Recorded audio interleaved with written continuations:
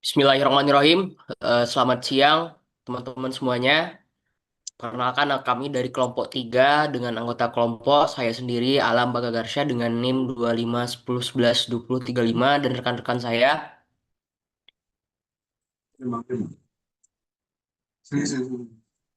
Saya Salsabila Arsya Zalia dengan NIM 2510112056. Saya Siti Alisa Ramadanti dengan NIM 2510112190. Saya Salwa Azhar dengan NIM 2510113025. Saya Kalilabi Pasya dengan NIM 2510113060. Saya Duta Muhammad Sabirin dengan NIM 2510113172. Saya Farhan Praja Al-Faruq dengan NIM 2510113176. Saya Rahmi Kurnia Ilahi dengan NIM 2510113192. Baik, pada kesempatan yang istimewa ini, izinkanlah kami dari kelompok 3 memaparkan hasil jurnal kami yang dengan judul Analisis Yuridis Ujaran Kebencian terhadap Menteri ESDM Bahlil Lahadalia dalam Perspektif UU ITE. Untuk materi pertama yaitu pendahuluan akan dibacakan oleh rekan saya yaitu Alisha. Kepada Alisha, dipersilakan. Baik, terima kasih moderator. Pada bagian pendahuluan ini saya akan menyampaikan latar belakang dan tujuan dari penelitian kami. Pada era digital saat ini, media sosial telah berkembang menjadi ruang publik utama bagi masyarakat untuk menyampaikan pendapat, kritik, maupun aspirasi. Namun demikian, kebebasan berekspresi di ruang digital tidak jarang disalahgunakan, khususnya dalam bentuk ujaran kebencian dan serangan personal terhadap pejabat publik, termasuk terhadap Menteri Energi dan Sumber Daya Mineral Bahlil Lahadalia. Perilaku masyarakat di ruang digital pada dasarnya telah diatur dalam Undang-Undang Nomor 11 Tahun 2008 tentang Informasi dan Transaksi Elektronik, sebagaimana telah diubah khususnya Pasal 28 Ayat 2. Pasal tersebut melarang setiap orang dengan sengaja menyebarkan informasi yang ditujukan untuk menimbulkan rasa kebencian atau permusuhan berdasarkan suku, agama, ras, dan antar golongan atau sara. Namun dalam praktik penegakannya, ketentuan ini kerap menimbulkan kontroversi. Penafsiran yang multitafsir seringkali memunculkan kekhawatiran akan terjadinya kriminalisasi terhadap kritik yang sejatinya bersifat sah dan dilindungi sebagai bagian dari kebebasan berpendapat dalam negara demokrasi. Maka dari itu, berdasarkan latar belakang tersebut, penelitian ini bertujuan untuk menganalisis secara yuridis kualifikasi hukum ujaran kebencian yang ditujukan kepada Menteri ESDM Bahlil Lahadalia, dengan berlandaskan kepada ketentuan Undang-Undang ITE. Selain itu, penelitian ini juga diharapkan dapat memberikan kontribusi pemahaman yang lebih jelas mengenai batasan antara kritik yang sah dengan ujaran kebencian, serta implikasinya terhadap praktik penegakan hukum di Indonesia. Sekian dari saya kembalikan kepada moderator. Baik, terima kasih Alisha. Selanjutnya, materi yang kedua yaitu metodologi penelitian yang akan disampaikan oleh Salsa. Pada Salsa, dipersilakan. Baik, terima kasih moderator. Saya akan menjelaskan di bagian metodologi penelitian. Jenis penelitian yang dilakukan yaitu penelitian hukum normatif dengan pendekatan studi kasus. Pendekatan yang pertama yaitu perundang-undangan yang menganalisis pasal 28 ayat 2 dan pasal 45A ayat 2 Undang-Undang ITE. Pendekatan substansial yaitu menganalisis doktrin hukum, kebebasan berpendapat, kebencian. Dan diambil yaitu yang pertama dari bahan hukum primer yaitu Undang-Undang ITE dan KUHP. Yang kedua bahan hukum sekunder yaitu dari jurnal buku dan data empiris sekunder, analisis konten 128 komentar Instagram. Teknik analisis data yaitu teknik kualitatif deskriptif yaitu menafsirkan dan menginterpretasikan bahan hukum. Sekian dari saya kembalikan ke moderator. Terima kasih kepada Salsa. Selanjutnya, hasil dan pembahasan yang akan disampaikan oleh Farhan. Kepada Farhan, dipersilahkan. Baik, terima kasih kepada moderator. Saya akan menjelaskan pada bagian hasil dan pembahasan. Kami mengkualifikasikan hukum ujaran kebenciannya dengan kategori pribadi atau karakter, penghinaan, dan pencemaran nama baik. Potensi pelanggaran terdapat pada pasal 27 ayat 3 UU ITE yang mengacu pada pasal 3110 dan 311 KUHP. Sifat deliknya delik aduan atau membutuhkan laporan korban. Temuan kualifikasi komentar yang pertama dari 128 komentar, 17,2% dikategorikan sebagai ujaran kebencian eksplisit. 35,1% berupa sarkasme atau sindiran negatif. Total sentimen menyerang mencapai 47,7%.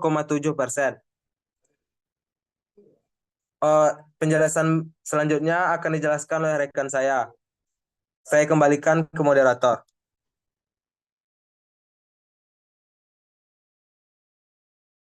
Baik, terima kasih Farhan. Pemaparan hasil dan pembahasan selanjutnya akan dibacakan oleh Duta. Kepada Duta, dipersilahkan. Baik, saya akan menjelaskan hasil pembahasan tentang kualifikasi hukum atau kategori rasis dan etnisitas. Pertama yaitu temuan penelitian. Kami menemukan serangan personal terhadap karakter dan etnisitas mendominasi 59,1% dari total ujaran kebencian yang ditemukan dan dalam penelitian. Potensi pelanggaran yang ditemukan adalah dalam pasal 28 ayat 2 UU ITE tentang penyebaran informasi yang ditunjukkan untuk menimbulkan kebencian atau permusuhan berdasarkan SARA, yaitu suku, agama, ras, dan antar golongan. Sifat delik yang disangkut yaitu proses pidana dapat berjalan tanpa menunggu laporan korban karena dianggap sebagai ancaman terhadap ketertiban umum dan persatuan nasional. Ancaman pidana yang didapatkan ialah lebih berat dibanding kategori ujaran kebencian lain, mencerminkan penilaian negara bahwa SARA adalah kategori ujaran yang paling berpotensi memecah belah masyarakat. Baik, sekian dari saya kembalikan kepada moderator. Terima kasih banyak kepada Duta. Untuk pemaparan hasil pembahasan selanjutnya akan disampaikan oleh Salwa. Kepada Salwa, dipersilahkan. Baik, sebelumnya izinkan saya Salwa Azahra akan membacakan hasil pembahasan. Pada bagian pembahasan ini, kami ingin menyoroti beberapa poin penting terkait penanganan kasus hukum ujaran kebencian dalam perspektif hukum. Yang pertama itu peran algoritma media sosial. Algoritma platform secara tidak sengaja memperkuat konten provokatif dan penuh emosi, termasuk kebencian karena menghasilkan interaksi tinggi. Yang kedua, tanggung jawab platform. Indonesia menganut conditional liability, yaitu tanggung jawab bersyarat, di mana platform bertanggung jawab jika tidak menghapus konten ilegal setelah ada permintaan resmi. Yang ketiga, urgensi perubahan. Model ini tidak lagi memadai karena konten berbahaya sudah viral sebelum dihapus, menciptakan dampak sosial signifikan. Oleh karena itu, ada beberapa rekomendasi. Yang pertama, platform melakukan modernisasi konten secara proaktif, bukan menunggu laporan. Yang kedua, mengoreksi algoritma agar tidak memprioritaskan konten yang memicu polarisasi. Yang ketiga, meningkatkan transparansi dalam kebijakan dan proses modernisasi konten. Baiklah, saya kembalikan ke moderator. Terima kasih banyak pada Salwa. Selanjutnya, simpulan dan saran yang akan dibacakan oleh Rahmi. Kepada Rahmi, dipersilahkan. Baik, terima kasih saya sampaikan kepada moderator. Selanjutnya adalah simpulan dan saran. Pada simpulan, ujaran kebencian terhadap pejabat publik, Bahlil Lahadalia, berpotensi melanggar pasal 28 ayat 2 UU ITE unsur SARA dan pasal 27 ayat 3 UU ITE pencemaran nama baik. Selanjutnya, tantangan penegakan hukum terletak pada pembedaan antara kritik yang sah dan ujaran kebencian serta perlunya literasi digital. Penegakan hukum harus hati-hati untuk melindungi pejabat publik tanpa membatasi kebebasan berpendapat. Lalu selanjutnya adalah saran, pemerintah dan penegak hukum memprioritaskan restoratif justice untuk kasus pencemaran nama baik pasal 27 ayat 3. Fokus penegakan hukum secara tegas pada ujaran kebencian unsur SARA pasal 28 ayat 2. Yang terakhir, platform media sosial Instagram harus merevisi algoritma agar tidak memprioritaskan konten yang memicu polarisasi dan kebencian. Selanjutnya akan saya kembalikan kepada moderator. Terima kasih banyak kita ucapkan kepada Rahmi. Selanjutnya, pesan dan kesan yang akan disampaikan oleh Khalil. Kepada Terima Khalil, kasih sebelum silakan. Terima kasih sebelumnya kepada moderator. Baik, saya akan menyampaikan kesan dan pesan pembelajaran bahasa Indonesia bersama Miss Kio. Pelajaran bersama Miss Kio memberikan pengalaman belajar yang bermakna bagi kami semua. Penjelasan materi disampaikan dengan jelas dan terstruktur sehingga membantu kami memahami konsep secara menyeluruh, tidak hanya sekedar untuk memenuhi tuntutan nilai. Miss Kio juga membimbing kami dengan sangat baik dalam penulisan, jurnal, dan proyek ilmiah, termasuk menunjukkan secara langsung bagian-bagian yang perlu diperbaiki melalui proses revisi. Bimbingan tersebut membuat kami lebih memahami cara penyusunan karya ilmiah yang benar dan sistematis. Sikap Miss Kio yang ramah dan terbuka menciptakan suasana belajar yang nyaman serta mendorong kami untuk memilih percaya diri dalam menghadapi tugas-tugas akademik. Pesannya, terima kasih kepada Miss Kio atas ilmu, bimbingan, dan kesabaran yang telah diberikan selama proses pembelajaran. Cara mengajar yang teliti, serta pendampingan dalam revisi jurnal sangat membantu kami sebagai mahasiswa baru.